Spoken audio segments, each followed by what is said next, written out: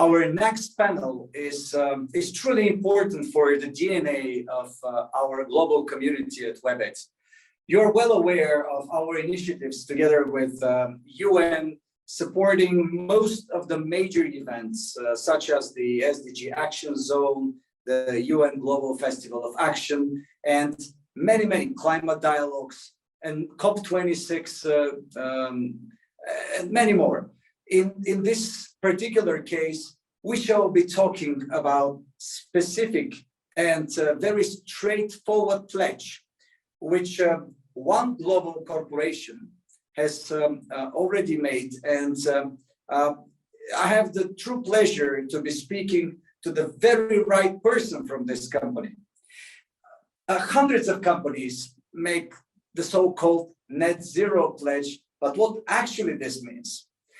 What are the three pillars of the net zero economy? Now I'm turning towards my guest in the studio, representing Microsoft, a company that made major announcement. It had paid for the removal of 1.3 million tons of carbon dioxide from the atmosphere. Now, how exactly are we achieving it?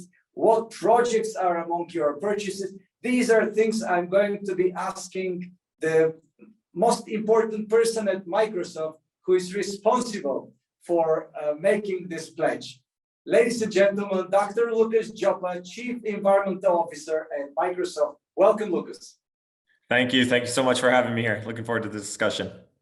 Well, we are looking forward to this discussion. Obviously, it's that tens of thousands of people from all around the world.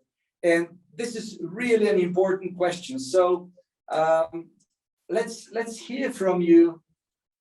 Let's start with this. How did you do this, and what are the tools? What are the projects that you're working to achieve this? Well, it really for us goes back 2 years now. To January 2020. It seems crazy to think that we're approaching January 2022 and all of the things that have happened in the past 2 years. But for us, it goes back to January 2020 when we made this commitment that you referenced, this commitment to operate as a carbon negative company by 2030. And the question is, well, what's carbon negative? And for us, the way that we defined that is that we would reduce our emissions by half or more by 2030, and then physically remove from the atmosphere all of the rest. And then from 2030 to 2050 to continue not just zeroing out our annual emissions, but to actually go back in time and remove all of the emissions that we're associated with since we were founded in 1975. So there's a lot of nuance, there's a lot of complexity, and across the company and across companies, there needs to be a lot of coordination if we're going to achieve that goal of being a carbon negative company. That said, I do feel extremely optimistic about our ability to do so, in part because of some of the things that you referenced already, like our first year's purchase of carbon removal that put us on track, and a whole host of other things that we're doing, in which we will talk about in this conversation, I'm sure. Definitely. Well, on a personal note, a couple of years ago, I was not really into, as an entrepreneur investor, climate, carbon dioxide emissions were not really on my list. But then what happened was that with great friends and a mission to the Arctic called Future Talks, we have been together on a ship from Svalbard for the 80th parallel, meeting with the Norwegian Polar Institute, etc. And that's where I've heard stunning numbers about the speed of how fast the ice melts and what will happen with the permafrost, etc., etc. And this really switched my thinking and turned it into a completely different thinking, how to really make sure that there will be great life after us. We are going to live, and of course, not for the planet. Planet will definitely reinvent itself and be again a planet, but it's all about the people. So I'm not sure what made you being such an advocate and turning your life into a life of a person, following the rules of responsible, corporate responsible, most probably personal responsible lifestyle. But what are the actions in general on individual and collective level that are needed to reduce carbon emissions? And what are the lessons learned from on the way towards achieving net zero? What will it take to achieve real and sustainable results in the long run? Well, just really quickly answer the last bit to the first bit from what you just said. I think what it will take will be an incredible pace, faster action than anything society has ever seen or done before, faster than the Industrial Revolution revolutionized society, faster than the Green Revolution revolutionized society, faster than the technology or the Fourth Industrial Revolution revolutionized society. We must meet and then exceed the pace of those previous revolutions significantly in order to transition our global economy towards a net zero carbon economy. And that is ultimately, we'll talk about collective action, we'll talk about individual action, but at the end of the day, for the sum of the economy, what we must achieve by 2050, according to the best available science, is that we must achieve a net zero carbon economy by 2050 if we want to avert the worst socioeconomic and environmental impacts of a rapidly changing climate. So a net zero economy is really easy to define. It's an economy where all of the carbon, and when I say carbon, this is really kind of a grab bag of all greenhouse gases, but we'll just say carbon for the sake of this conversation. All of the carbon that humans put into the atmosphere, humans must take out. So there's a really easy way of saying that. That will also be the most difficult thing we've ever tried to do, because our entire economy is predicated on the emission of greenhouse gases into the atmosphere. Basically, all of our economic activity is very highly correlated with that. And so there's different ways that you can do that. You could reduce your emissions to zero. We don't know how to do that.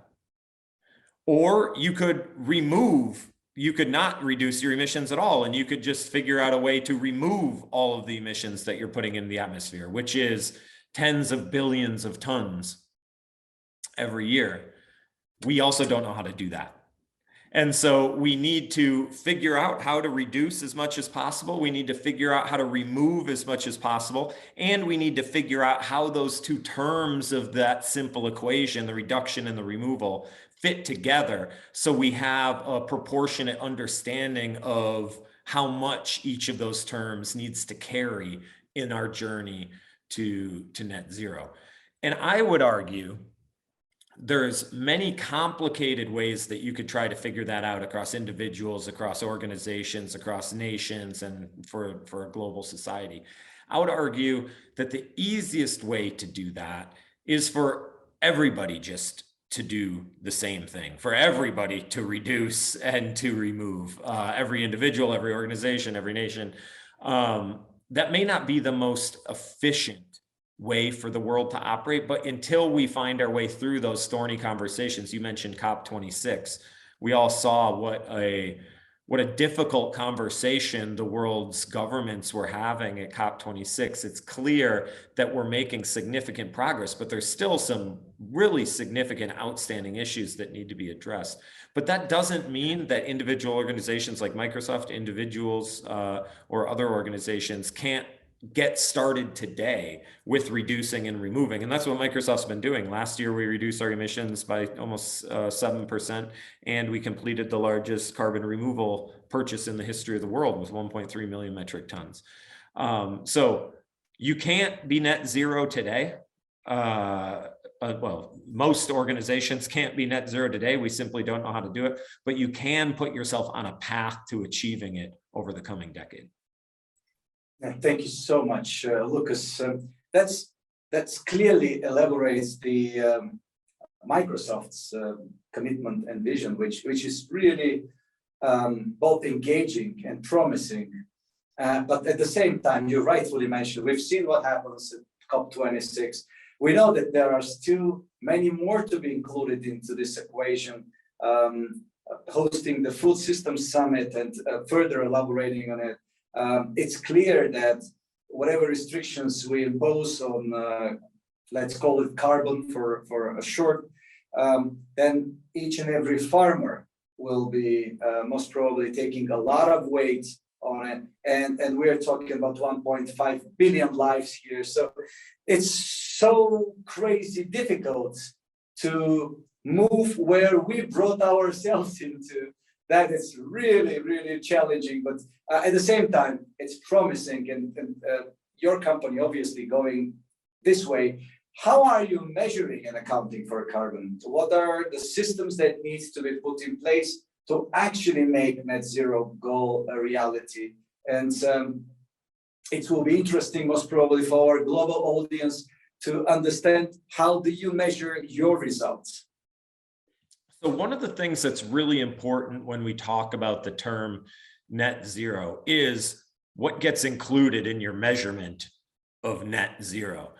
And I think what's become really clear, what the years running up to COP26 really made clear, and then what the conversation at COP26, and particularly the non-nation state or the private sector conversations made clear, is that you have to take an inclusive accounting approach to your measurement. And by inclusive, when we're talking about carbon, we're talking about something called scopes 1, 2, and 3, which is kind of the terminology or the language that we use in carbon accounting. So scope 1 is your own direct emissions. So for Microsoft, this would be when we use natural gas in our cook stoves in our cafes, or when we use a diesel generator to provide backup power during a storm for one of our facilities. Scope 2 is the emissions associated with the use of your electricity. So the electrical grids, the generation of the electricity that flows onto those comes from renewable sources, but also non-renewable sources like thermal coal plants, for instance. And so associating your emissions with that. And then scope 3 is quite literally everything else. It's the emissions associated with your upstream supply chain and the emissions associated with your downstream value chain. So for Microsoft, that's all of the emissions associated with the production of the metals that go into the servers that we have in our data centers that create the Microsoft cloud, all the way down to the electricity used by gamers who are using our Xbox gaming platform. And I call scope 3 carbon accounting the Wild West of carbon accounting. Scope 1 emissions are pretty easy. You created them and you can measure them.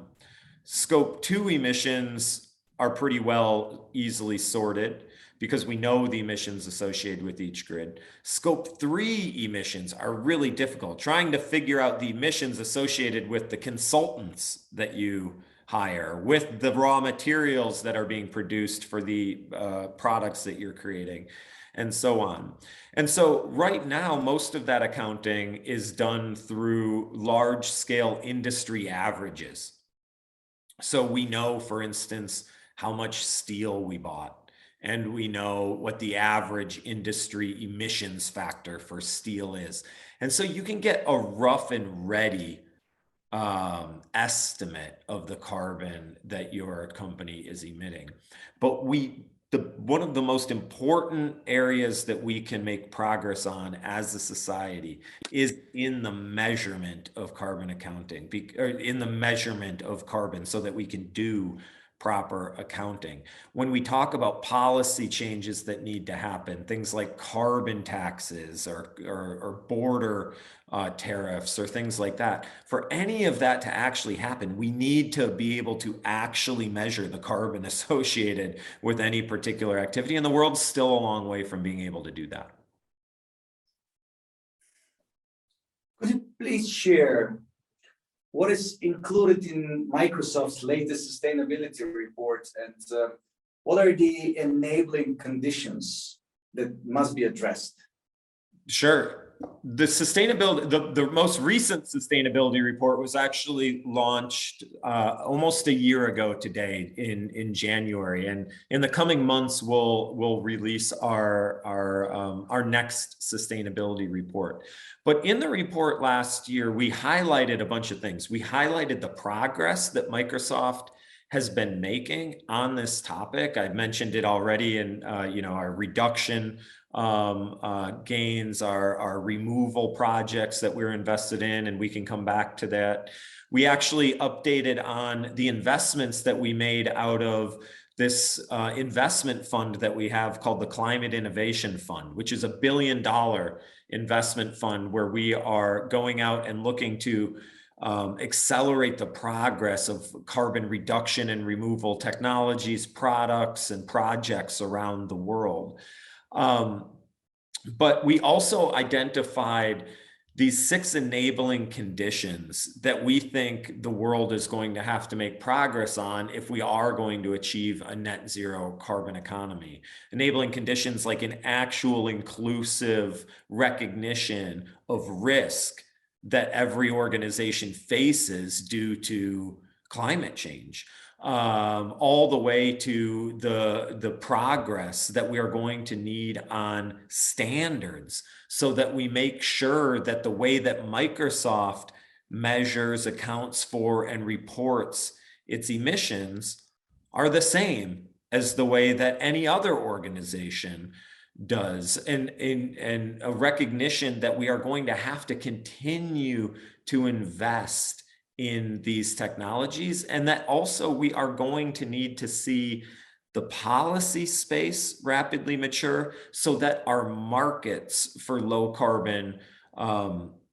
solutions also matures. Because one of the things that we learned, one of the big lessons that we learned last year, is that the carbon removal markets are extremely immature. We are going to have to remove billions of tons of CO2 from the atmosphere every year, about, by the time we get to 2050. Last year, Microsoft purchased 1.3 million metric tons of carbon removal, and that was the largest purchase, to our knowledge, in history.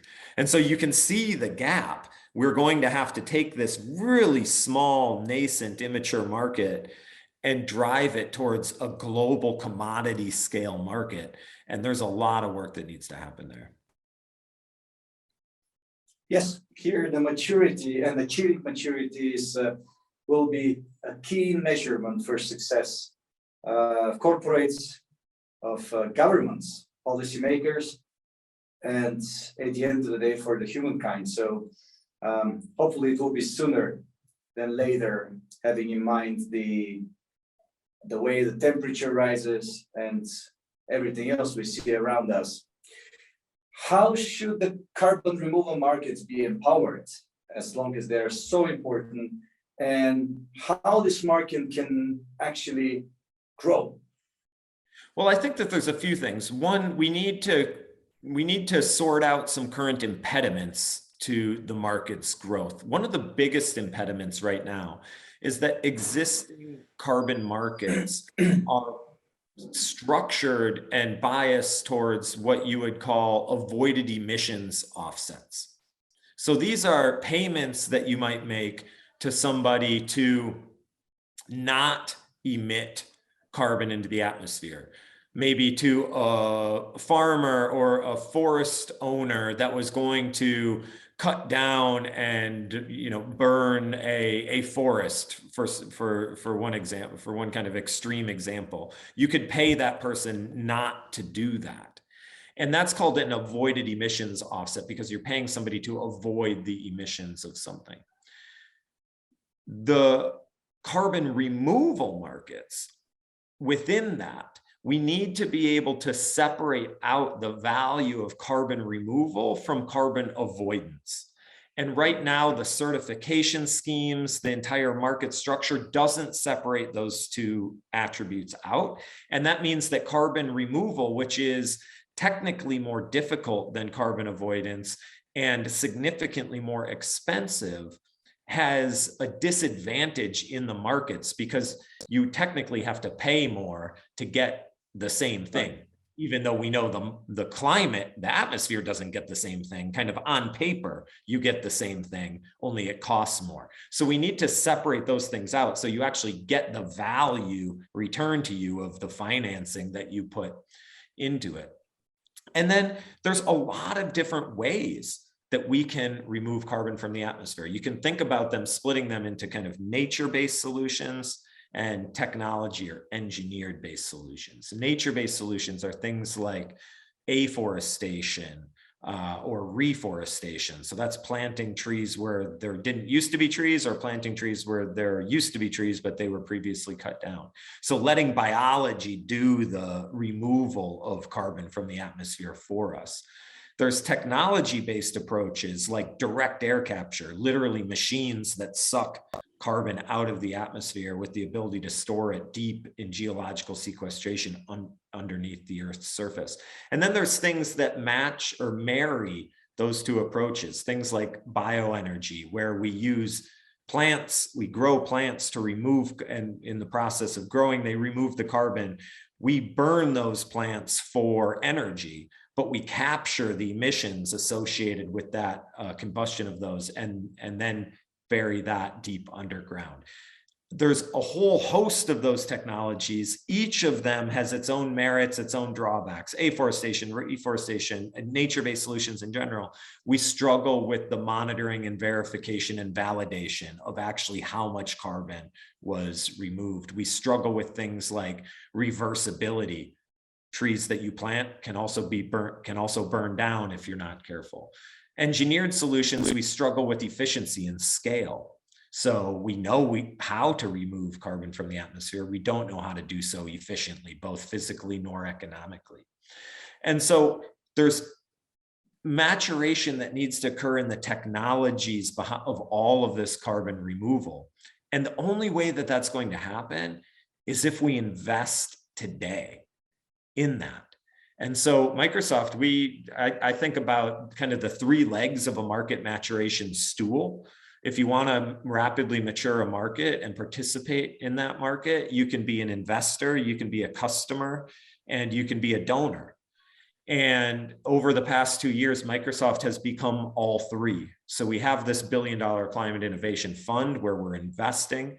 We have a carbon fee inside the company that raises revenue for us to be able to then become the largest purchaser of carbon removal in history. And then recently, we also announced a $100 million donation into a new organization called Catalyst, which is helping to build new manufacturing facilities for things like direct air capture.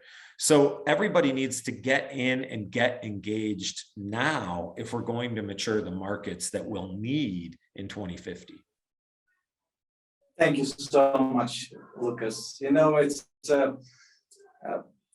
I am most probably flattering myself thinking that with Webit and our global community, we are trying to establish this trajectory of new opportunities, because at the very beginning people were considering this type of talks like you just have to donate, you have to be a donor, but actually it could be business, it could be, and it must be, in order to turn it into a sustainable and predictable trend. So even with our smaller pledge building due, if you may, to COVID, our virtual platform, which has recently seen over 3.5 million people from UN, governments, helping their events become virtual and hybrid, and then our own events with over 1.5 million viewers for the past 2 years. And now for this hybrid edition with over 100,000, both in person and online, it feels like we're saving hundreds of tons of carbon dioxide because of the travel footprint and then on-site footprint, and it feels great. But of course, we are also working on net zero events during and when we start again gathering together in person 15, 20,000 people. Listening to you, it's complicated, but it's not impossible. Are you an optimist? Oh, I'm definitely an optimist. I think, I wake up an optimist, I go to bed a pessimist, and I wake up again an optimist, and I've been doing that my whole life. And I'm telling you, this is the story of my life. Yeah, exactly. But, I don't think you can wake up a pessimist if you see the things like you just spoke about. We've seen entire industries change so rapidly, whether that's the event space, the technology space, the way that events and technology have now come together to almost become one. Whether it's, going back from as I mentioned earlier, the dawn of the Industrial Revolution, all the way up through to where we are today. When people put their minds to something, what is possible is mind-blowing. And it always seems so hard. It always seems so difficult when we start. And for so many of these things, it still feels that way almost until we succeed. When Microsoft made its carbon negative announcement, we likened it to a moonshot. And I think that the term moonshot in the tech sector has taken on kind of this almost, it's an overused kind of buzzword. But I think in this space, it's very aptly used. When here in the US, we said that we were going to the moon, we had no idea how to do that. We were so far from being able to achieve that goal when we set it. And if you would track the progress, there were points of progress along the way, but there were also major setbacks as well until we did it. But I recently went back and listened to some of those recordings, of that landing. And I think we all remember and understand that even when that was happening, we weren't entirely sure it was going to happen. And so, but it all did, it all worked. And that is the spirit of both commitment, the spirit of entrepreneurship, and the spirit of coordination and collaboration, both within a country and across countries, that we need to not just emulate and replicate, but to do at a significantly greater scale than we ever have before. I'm optimistic that we can do it. We just have to decide that we want to. That sounds so empowering. And so we at Webit, our global community, often talk about the abundance of opportunities and about the fact that actually that actually the Keynesian's set of the resources and they're being very limited is no longer true. We have unlimited resources and true abundance of opportunities because of the technological advancement, which brought us where we are currently, obviously, but which will definitely, hopefully help us with the power of this positive attitude, and the tens of thousands of people who are now with us and all around the world being there to commit and to deliver on their promises and commitments to truly make this step ahead towards the goal 2030 and hopefully achieving this part of the SDGs that will help us improve the state of today and tomorrow and build a desirable, sustainable future. Ladies and gentlemen, I was truly, truly honored to have with us the Chief Sustainability Officer of Environmental Officer of Microsoft, Dr. Lucas Joppa. Thank you so much. Really appreciate it.